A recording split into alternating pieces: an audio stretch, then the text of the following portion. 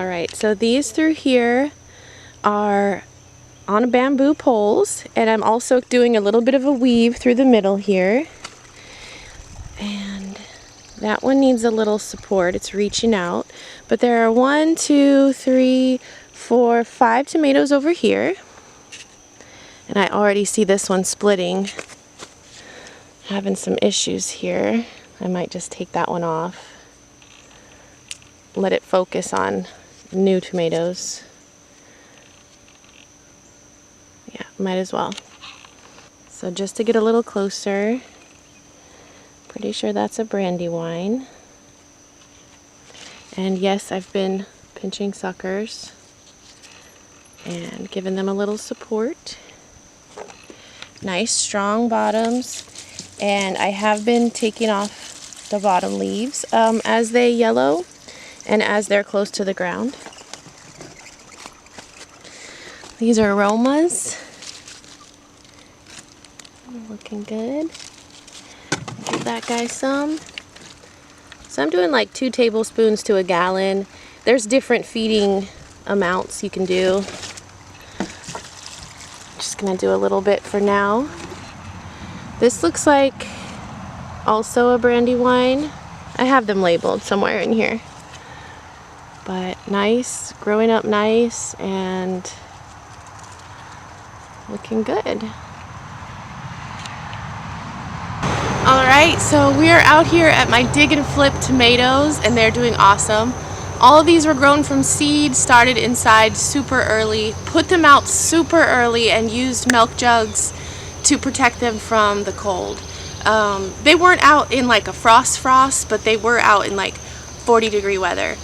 So I had to get a jump, you guys, because it is already close to 90 here, and you know, once you get in the high 90s, your tomatoes aren't going to produce flowers. And so here in North Louisiana, Zone 8A, I had to get a jump. So hopefully it works out, fingers crossed. We're going to give these guys some love.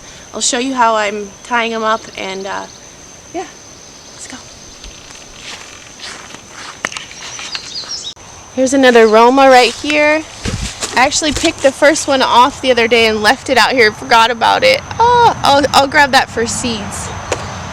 But they are heavy with seed down here.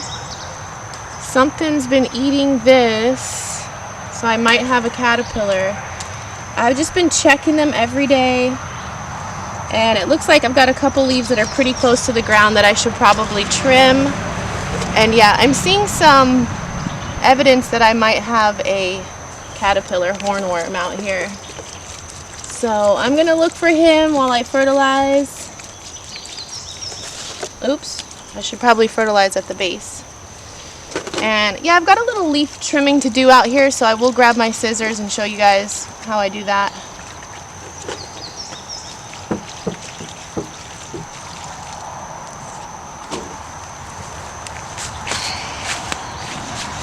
So next door to the Roma here, we have a Brandywine, and got some splitting going on from all the rain, but I'm gonna let that go. There's another one down here. Another one here. And it's kind of, I'm using the fence to help it. I've got it tied with a t-shirt here, and I'll probably give it a little more support here as it grows. My thought of using a red t-shirt was really just that, I don't know, it looked better than white. And I didn't have any green t-shirts that I was ready to cut up. So I don't know what these are. They don't look like Romas. I don't remember planting these. So they are really cool looking though. Really, really cool. So we'll see.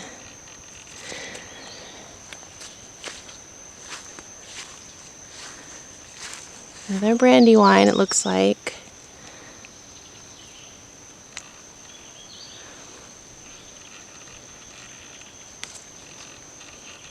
And then this is the mortgage lifter that my friend gave me. Thanks, Pam. When are you going to start videoing your garden, Miss Pam? She's my daughter's kindergarten teacher and my friend. Gotta love it.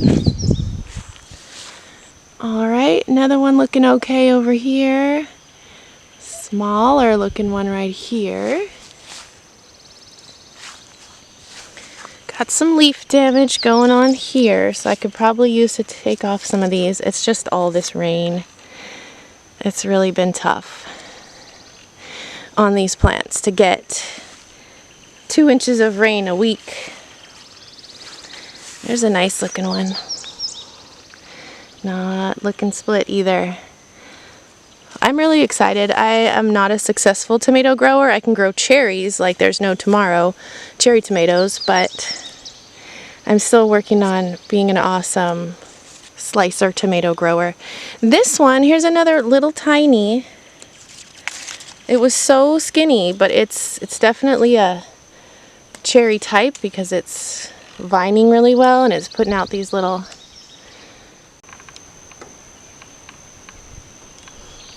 I also got some peppers trying to grow alongside these tomatoes. They're really small. Hopefully they catch up.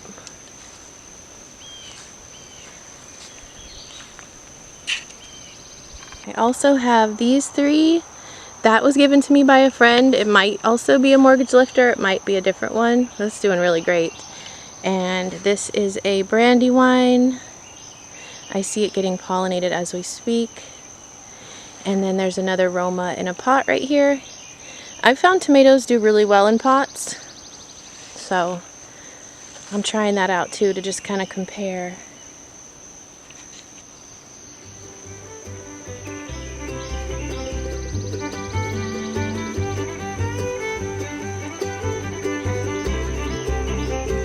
Thank you, little bee. So I'm going to go ahead and fertilize these and kind of clip some of these lower leaves off. When I clip my lower leaves, I clip about 2 each time. I don't take more than 2 leaves in a clip session, just so I don't shock the plant. I don't believe in like just de-stemming it or, you know, de-leafing it really, really high. But that's just me. Also, I have not watered out here, but maybe once when they were little. And that's just crazy. I haven't watered in 2 months. The rain has just watered for us. So, yeah, that's why I haven't been able to fertilize. I already said that. So I'm going to get to it, and I'm going to count the tomatoes. I'll let you know how many we have.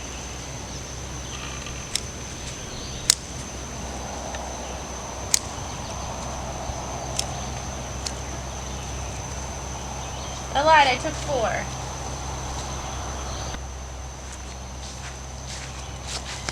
4. Most of you already know this, but if you don't, the reason you want to trim the lower leaves is because they don't like the splashing from the rain and from watering, and they'll just get yucky.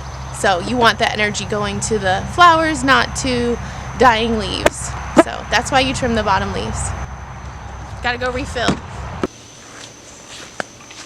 Alright, so I did my count, and I have 20 tomatoes exactly, 20 tomato plants. So another reason for pruning the leaves is to help with the airflow. So I'm going to prune a couple off of this. So I lied, I probably prune like four leaves a time maximum. Oh, and there's little squash bugs on my tomato plant. Hello. So I'm giving it some love. I think there's ants in this one too, but I find with pots the ants will come in there and then they'll leave. So, I mean, obviously I'm not going to poison the ants, and that was one of my issues with growing in pots, was that the ants were relentless. They would go in the pot because it rains so much here. So, yeah. They still grow great. I've grown a tomato in a pot with ants before and it grew great. So don't give up if your pot gets ants in it, okay? I'm going to feed this one and prune a couple bottom leaves off of it. I've been pulling suckers. And yeah, this looks like I need to tie this up right to here soon. I threw a basil in here with it, so that'll be good. I'm going to take a couple bottom leaves.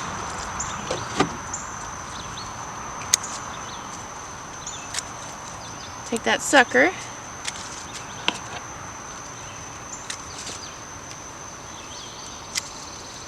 Don't get scissor happy. It's easy to do. Don't do it. Cool out.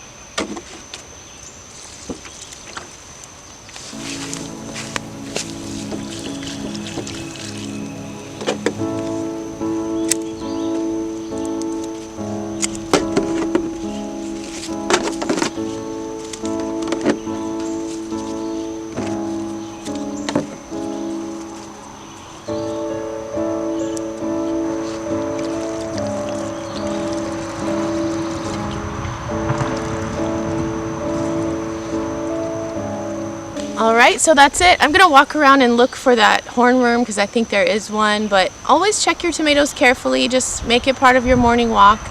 I use Fox Farm, not sponsored. I like their soil. I like that they're organic.